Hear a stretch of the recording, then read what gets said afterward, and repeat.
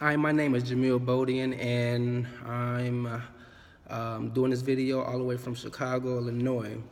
And my research topic was basically focused on overpaid athletes and whether or not they should get paid for the performance that they have shown throughout the years or throughout their contract that they possess. I found this more meaningful because there's a statistic that just came out. I didn't get a chance to put in my paper, but it just came out for the top 5 highest paid athletes in Chicago.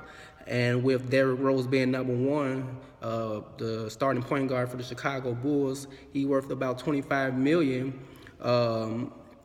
And for the past 3 to 4 years, he been getting injured. He haven't been playing or living up to his contract standards.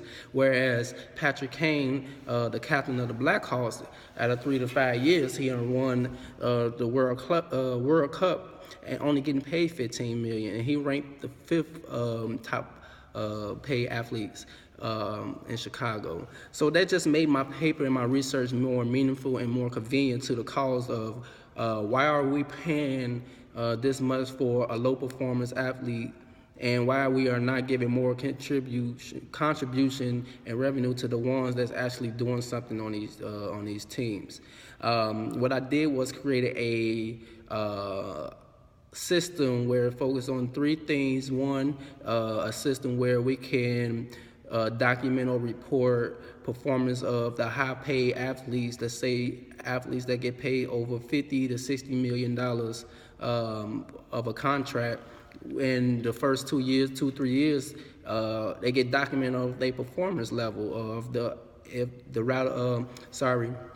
amount of tickets they sell. If they branding, marketing is out there. Are they globalized? Are they international?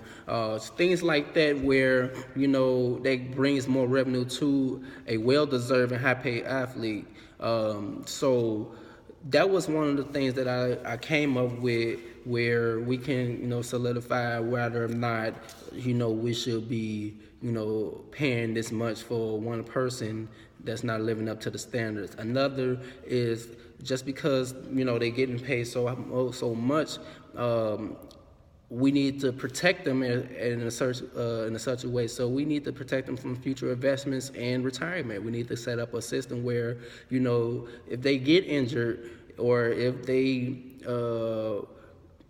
just have a lapse in their career, where they are protected within that range of the amount of money they're getting paid. Because a lot of them are not protected, and a lot of them don't have a fallback plan when when they go bankrupt. There's players that was making millions and that went bankrupt, that's in the leagues. So I came up with ways, and with the help of my my articles and sources and research that I have found out, there was ways that that could protect them.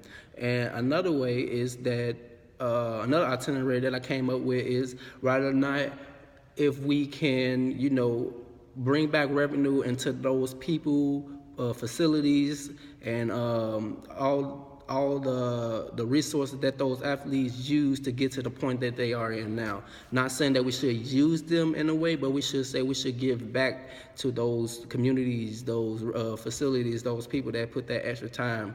And I know some athlete does it on their own spare time, but it should be recognized that if it wasn't for such and such, he wouldn't be here. If it was for this, he wouldn't be here. And we should put back and forth towards those communities and facilities, and which creates an economic growth towards our communities and our facilities and our buildings and schools and stuff like that, because we need it, and it's not being showcased, and it's not being handled in the way that it should be.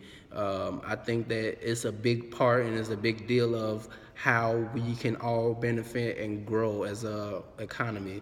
And those 3 things was my primary focus when it comes down to an athlete that getting paid so much but have little to offer.